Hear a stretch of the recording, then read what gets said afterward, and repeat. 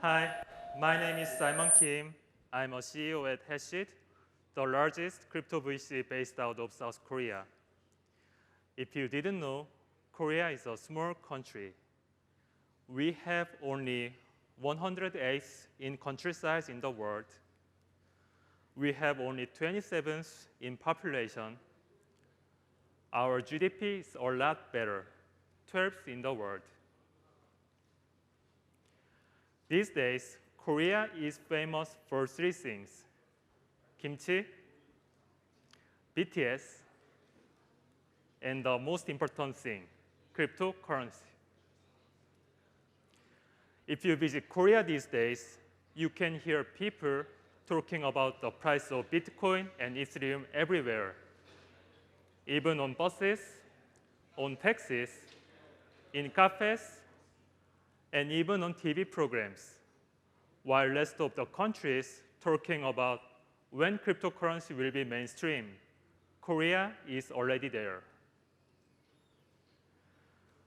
Kosdaq is the main stock exchange in Korean market. In late 2017, the trading volume of Bitsum, the leading crypto exchange in Korea at that time, surpassed Kosdaq. So crypto trading in Korea is officially as popular as stock trading. Even elderly people like my grandfather or grandmother purchase cryptocurrencies in Korea. It is very common in Korean market. There was Korea Blockchain Week in Seoul last summer. It was the largest blockchain event in Asia so far. Hashit was one of the co-organizers of the event. More than 4,000 people came, and more than 30 events were held in that week. We will be hosting another Korean Blockchain Week in this September, so hope to see you guys there as well. Okay, so why is cryptocurrency so popular in Korea? I get this question wherever I go. I'll explain it today, so you don't have to ask it another Korean again. Let's start with timing. In early 2017, there was a historic event in Korea. The country came together and fired our last president. She is now in prison. Around the same time, you all know crypto hit mainstream. The price and trading volume exploded, while other countries' governments were quick to react, but Korea was reorganizing.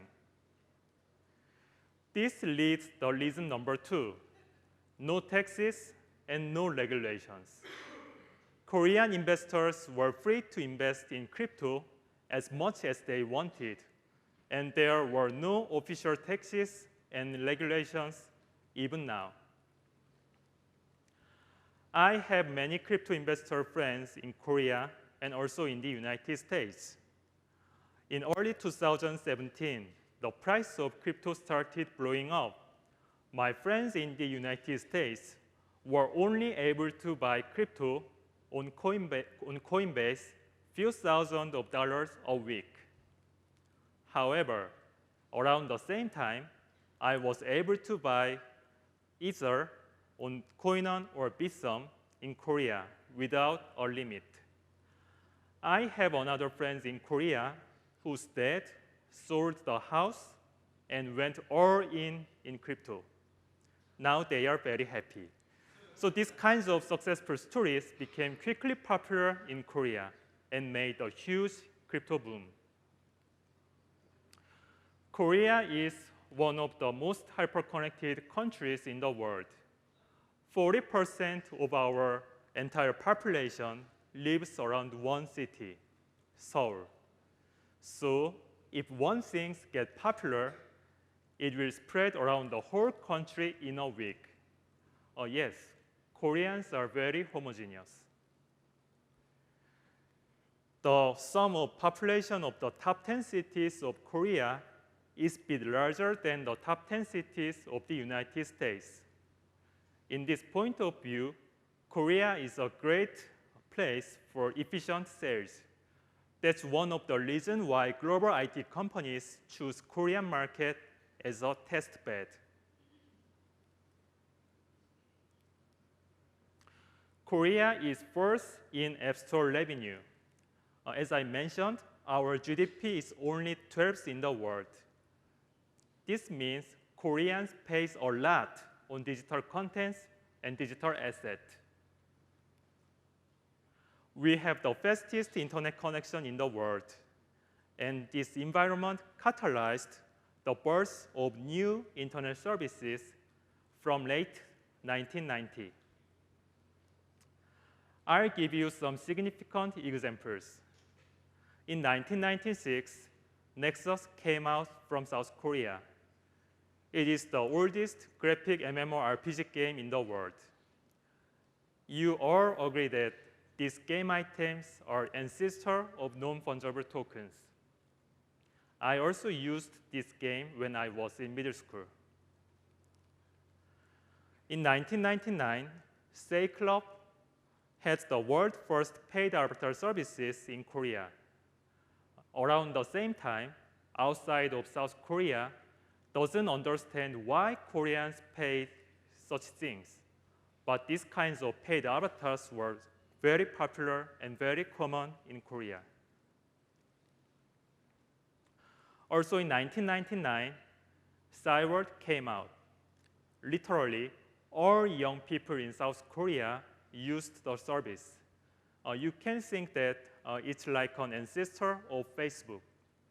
One thing you will be shocked is, at that time, Cyworld had their own virtual currency. Its name is Archon Coin. So using Archon Coin, Koreans can buy, they decorate avatars or decorate virtual rooms or put background music of their homepage using Archon Coin. Also in 1999, HanGame came out and became the largest game portal in Korean market. They had more than 20 million users. That means about half of entire population in Korea used HanGame. They also had their own virtual currency, HanCoin. Gambling is strictly illegal in Korea, but there were so many illegal traders who would transfer HanCoin for Korean won. Their activities were so popular, and this educated Koreans that virtual money can be a real money. In 2001, ItemBay came out. It's the world's first game item trading platform. I believe this type of game item exchange should be ancestor of all the crypto exchanges and non-fungible token marketplace. This trend also started in Korea. You all agree that the esports market is exploding. Also, this trend also invented in Korean market as well. In 1999, the world's first esports league, the StarCraft League, started. This is the picture of grand final battle of StarCraft Pro League in Busan in 2004. More than 100,000 of people came together to watch a game. It was 15 years ago. Could you believe it? Let's see the historical chart of internet service between two countries, South Korea and the United States. And let's integrate the gap by time. I think this cumulated area shows the difference in experience in internet services in two countries. I think this made our unique heritage in the internet era. So, when new digital technology and trend emerge, Korea should be one of the first countries for adoption, also in the blockchain technology. The network we use has evolved in 3 stages in the last 3 decades. The first one is the Internet of Information. The second one is Internet of Social and Personalized Things. Conditions of evolution here is all about infrastructure of the network. However, these days, most of the countries have high internet speed and high smartphone penetration. Now, we are facing the new era of Internet of Value. In this stage, the most important factor is all about understanding the value of digital asset by people.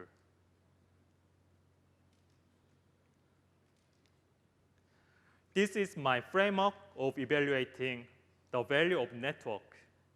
It is multiple of degree of connection and level of individual adoption. The first part is all about technology matters. We all agree that this scalability problem will get better and better. So the remaining problem is all about how to bring the mass adoption in the blockchain space. The number of active users or active addresses of blockchain platform right now is very tiny. There are 2 largest public blockchains that can build smart contracts and build decentralized applications are EOS and Ethereum. EOS has only 77K active addresses, and Ethereum has only 250K active addresses. Even BTC has only about 700 active addresses as well. However, 2 large blockchain projects from Asia will be launched this year for mass adoption.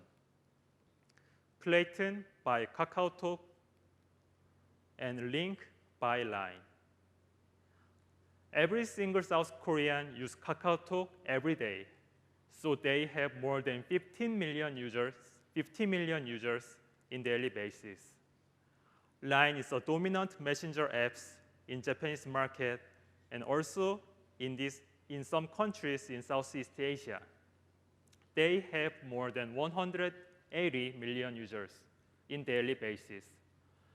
I believe Platon and Link could be a gateway for normal users to use blockchain services first time. Both KakaoTalk and Line are Korean companies, and also their public blockchain, Platon and Link, are also built by South Korean developers. In application side, there are so many big Korean companies jumping into crypto space with tokenized business models. I'll give you some examples. Dodo Point is #1 loyalty point platform in Korea with 15 million users.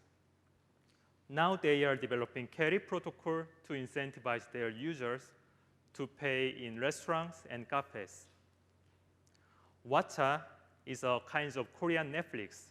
They are #1 movie and drama streaming service in Korea with 4 million users. They are also developing content protocol to incentivize their users to make a review in their platform. Timon is #3 e-commerce player in South Korean market. These days, the founder of Timon is developing Terra, the largest stablecoin project in Asia for payment.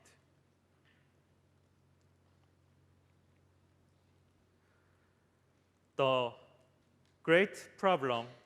biggest problem we have to solve in the blockchain space is how to solve the mass adoption. Korea is a great test bed. There are many real users who understand the value of digital asset. And there are so many strong founders with strong companies participating and building the whole decentralized ecosystem together. So do keep your eyes in the Korean market. Thank you very much.